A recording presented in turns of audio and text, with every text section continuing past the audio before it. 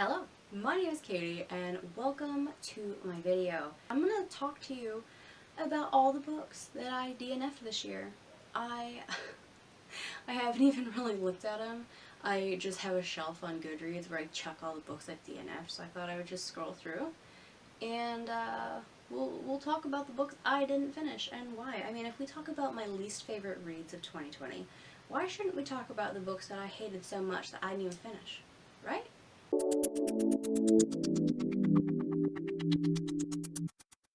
Alright, the most recent book I DNF'd, The Marriage Game, a novel of Queen Elizabeth I by Alison Weir. I was super disappointed by this because I love Alison Weir. I love a lot of her nonfiction, I love a lot of her fiction, I love her, so I don't know why I hated this book. The only thing I can think of is that I did not like the voice she gave Queen Elizabeth I.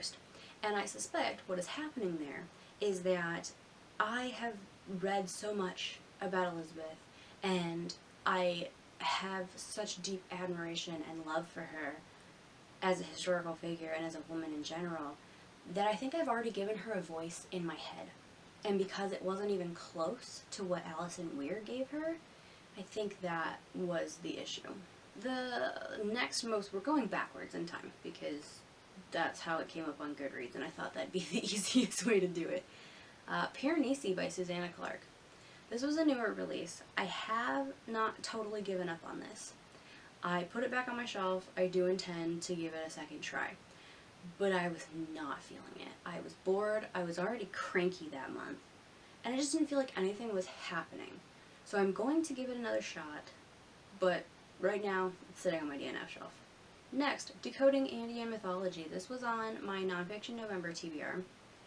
And there's nothing really wrong with this book, okay?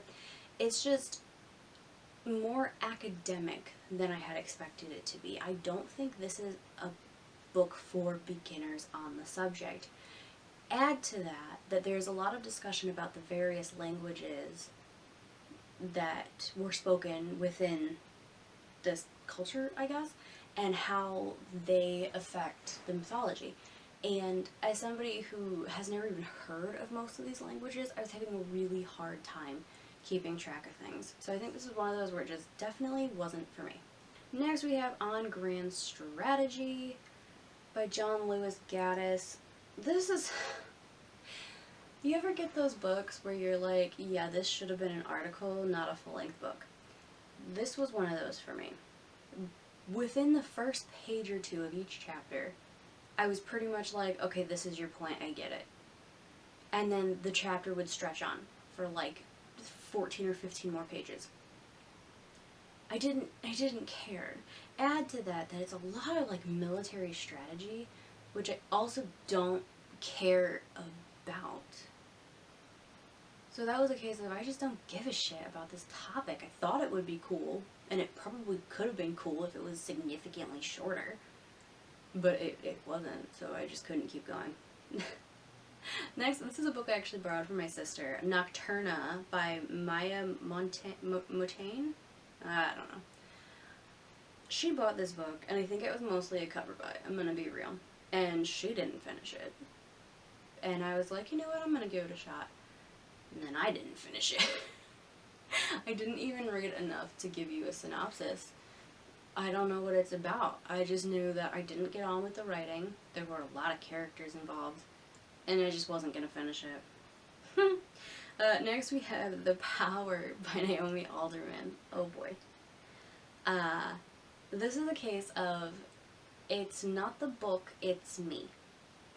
There is a section of this book in which this cult starts to form. Okay, so I'm gonna back up because if you don't know the basic premise of The Power, that's not gonna make any sense. Essentially, what it is women are starting to gain this like superpower. They have like an electrical thing happening. And obviously men are terrified now because the power balance has changed for the first time in all over. Oh, that's why it's called The Power. Anyway, anyway, so this cult kind of starts to form around this young woman who has taken refuge in like a nunnery, some kind of convent, I don't know. And I don't do well with books that center on cults or that have a cult aspect to them, especially not if it's like very heavily religion based. So that just made me really uncomfortable, and the chapter perspectives that I did like were not enough to keep me pushing through it. This one's actually kind of random. Blood Eye by Giles Kristian. This was... I don't even know why I picked this up, to be perfectly honest with you. I don't know, I started reading it and it was just kind of dense, and I just didn't care. Oh boy. A Song Below Water by Bethany C. Morrow. This is a case of I didn't fully know what I was getting into. I was just like, oh, a book with mermaids, cool.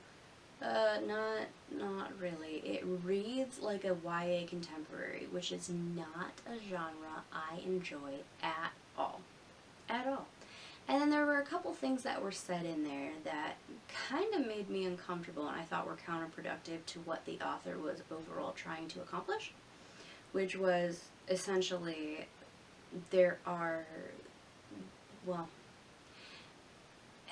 she's trying to explore how black women are silenced everywhere. But she's doing it through like representation, like these women are sirens and they can do something with their voice. I don't remember exactly what it is, but basically it's like very dangerous to be a siren and you can get like locked up for it or whatever if people find out that's what you are. Again, this was just a me thing, I think. I wasn't really expecting a YA contemporary. I was expecting it to be a little bit more fantastical, I guess, than it was. And then there were just a lot of things that weren't getting explained. I don't know. American Gods by Neil Gaiman. I did not make it very far into this book at all. I tried to watch the TV show, and I hated it. I tried to read the book, and I also hated that. I really have no explanation for it. I just didn't like it. Oh, this one's interesting. Binti, the Complete Trilogy by Nnedi Okorafor. I hear so many people talking about this series. It's like a series of novellas. Like, they're very short books. And I hear a lot of people raving about them, and I just don't understand the hype. And I think maybe it's a case of the short story format for this particular type of narrative does not work for me. I didn't get enough information. I was frequently confused. I never felt any kind of attachment to the characters because they just weren't very developed. That being said, if you have read any other books by Nnedi Okorafor, preferably like full-length novels, let me know your opinion and if you think I should read them, because I can see why people would like this book. I can understand, like, based on the writing style and stuff, why it would appeal to people. So I would like to try something else from the author. Oh, this is interesting. I thought I finished this book. Ember Queen by Sebastian. I really thought I finished this. Okay, I guess not. Anyway, this is book 3 in the Ash Princess trilogy. Oh boy. I started this series, and the first time I read the first book, I enjoyed it. Then I wanted to reread books 1 and 2 in preparation for book 3, and I didn't like book 1 that much. And I liked book 2 even less, but I was like, damn it, I'm this far in, I'm gonna finish it. I guess I didn't. I think I know how it ends, so I must have just looked up spoilers or something and called it a day, because I was just bored. Oh wow, we're actually almost done. We only have 2 more. That's not bad. A Blade So Black by L.L. McKinney. Okay. This had promise. It is an Alice in Wonderland retelling, which I actually like a lot. I have several Alice in Wonderland retellings that I just adore. And this one had a black main character. And so I thought that'd be cool. But it just wasn't well done. There's not very much explored as far as character development. Like, the book begins with our main character, whose name I don't even remember now, I DNF'd this back in February. Her father dies, and it is then that she is approached by, like a monster slayer. He, like, slays monsters in Wonderland. I don't know. Anyway, and then it just, like, skips months later, and we don't get to see any of her training. We don't get to see her dealing with her grief at all. And suddenly she's just like this person who's capable of doing all these things, like, out of nowhere. And that just, what's the point? Like, character development is something that I find to be very important in a book, and I just didn't get that here. The very last book, I also DNF'd this in February. Man, I had a rough February. Which is funny, because the year hadn't even gotten bad yet then. Anna K, A Love Story by Jenny Lee. So this was supposed to be like Anna Karenina meets Gossip Girl. At the time, I had not read Anna Karenina, but I had read Gossip Girl, and I was like, okay, cool. What I forgot was that I read Gossip Girl when I was a teenager. Not even, I think I was like in middle school. And I can't stand YA contemporary anymore. So I was starting to read this book, and I was like, yeah, I can't do this. And I think I gave up within like 20 pages. Too bad. So sad. All in all, not a bad year. I only had 13 DNFs, which is, you know, more than one a month, but not by much. So I'm okay with that.